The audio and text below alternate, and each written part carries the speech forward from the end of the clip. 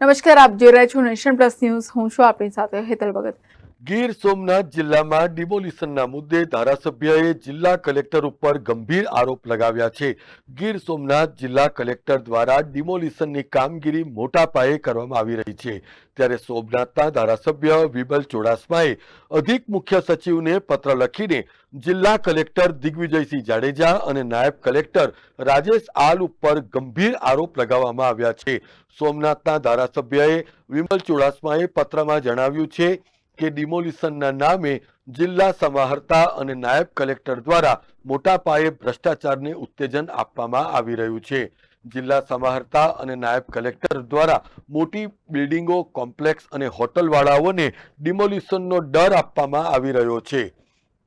Mahesh Dodiya, nation plus news, Gir Somnath. સમાચારોના સતત update મેળવવા માટે અમારી નેશન પ્લસ ન્યૂઝની યુટ્યુબ ચેનલને સબસ્ક્રાઇબ કરો, બેલ આઇકન દબાવો અને જોડાયેલા રહો ફેસબુક, ઇન્સ્ટાગ્રામ અને ટ્વિટર પર.